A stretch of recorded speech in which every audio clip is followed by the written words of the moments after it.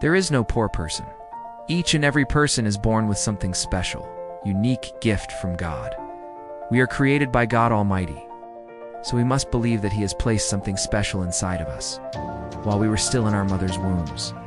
Each and every one of us has something unique to contribute to society. And yet many people live their lives never discovering what they were created to do. If you think about it, God didn't make two of anything. He didn't make two suns. If He took His eyes off the sun for even 1 second, darkness would fall over the earth. He didn't make two moons. If He took His eyes off the moon for just 1 second, the ocean tides would cease to exist. And He certainly didn't make two of us. If He took His eyes off you or me for just 1 second, the world couldn't function properly. Yet some of us wake up every morning and look in the mirror and say things like, "Oh, I don't like my nose," or "I wish I had this," or "I wish I had that." Can you imagine if the moon said, "Oh, I do like my craters," or "I wish I had the stars," or "I wish I was made of gold"? The moon can't change. It's fixed, set in its ways. But not only that, the moon gives light to the whole earth. In fact, without the moon, the earth couldn't exist.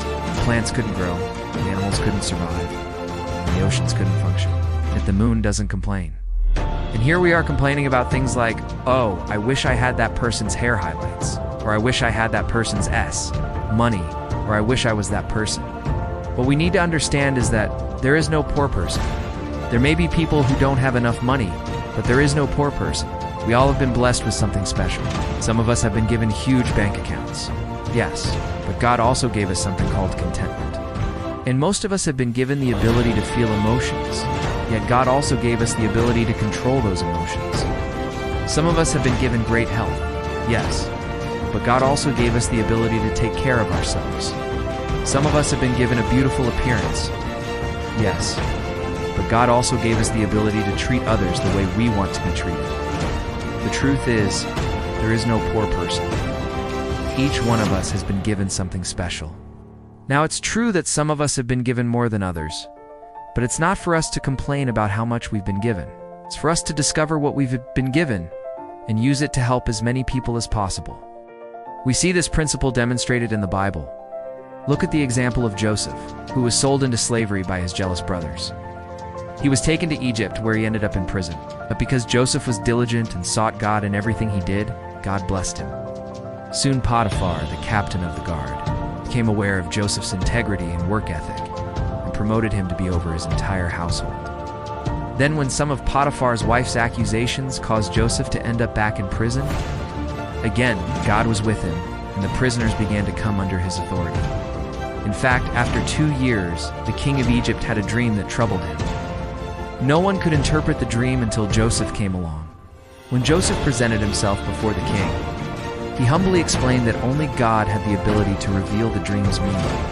And so the king summoned Joseph to become his interpreter. This led to Joseph rising to the highest levels in Egypt, becoming the second in command, taking care of all of Egypt, except the king. Now, during this time, a terrible famine hit the land and people from all over came to Egypt to buy food. But Joseph recognized that this famine was actually an opportunity to save his family and his nation. So instead of just selling grain to these people, Joseph invited them to come to Egypt and settle in the land of Goshen. And this way, Israel, Jacob, and his sons moved to Egypt and survived the famine, which lasted 7 years. After the famine, however, Pharaoh became angry with the Israelites because they had become too numerous and feared they would become disloyal to Egypt. And so he forced them into slavery. But God used Moses to deliver the Israelites out of Egypt and lead them into the Promised Land, as you can see. Although Joseph and Moses both went through horrible experiences, they both used those experiences to accomplish something great. Joseph rose to power in Egypt and helped save his family and his nation. And Moses led the Israelites to freedom and the Promised Land. Now, many people might look at Joseph and Moses and say, "These guys were heroes, but I am not a hero. My life is boring. Nothing exciting ever happens to me." But let me ask you this. What if Joseph complained about being sold into slavery? What if he looked at his situation and said, "Woe is me, I deserve better. I wasn't meant to be a slave"? Well, then he would have missed the purpose for which God placed him in Egypt in the first place. And what if Moses complained about spending 40 years in the wilderness? What if he looked at his situation and said, "Woe is me, I deserve better. I wasn't meant to be a shepherd"? well, then he would have missed the purpose for which God called him to deliver his people. See, when we look at our situations and say, "Woe is me," we begin to focus on our problems instead of our purpose. We all have something special inside of us, something unique that we can offer to the world. And the only way we will discover what that is if we stop complaining. Look at the example of David. David was a young shepherd tending to his father's sheep when he heard the Israelites complaining about King Saul. You see, Saul had been disobedient to God, so God rejected him as king, and the Israelites wanted someone new. That's when Samuel anointed David as the future king of Israel. But while David was busy with his assignment from God, King Saul was trying to kill him. And so David spent the next 13 years running for his life, hiding in caves and constantly looking over his shoulder. During this time, David had every right to complain. After all, he was a young man who should have been tending to his father's sheep. But instead, he was hiding his life away from the most powerful man in Israel. But David didn't spend his time complaining. Instead, he spent his time honing his skills as a shepherd, learning how to fight with a sling and staff, and developing his relationship with God. And when Saul finally died, David was able to come out of hiding and become king. You see, during those 13 years, David didn't just sit around waiting for something good to happen. He developed his character and skills, learning how to fight, learning how to lead, learning how to trust God. And that's the point. As long as we keep complaining, we are going to remain stuck.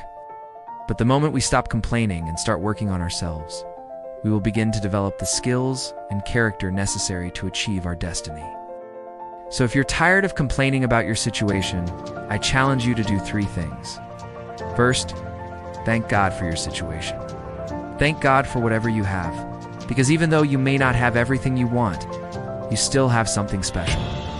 Second, use what you have to help others. Stop worrying about what you do and have and start using what you do have to make a difference. And third, develop yourself. Spend time building your character and skills so that when an opportunity comes your way, you'll be ready to take advantage of it. Remember, there is no poor person. One of us has been given something special. So let's stop complaining and start discovering what we've been given. Let's stop focusing on our problems and start focusing on our purpose. I hope this message inspires you to live a life that honors God. May God bless you, and until next time.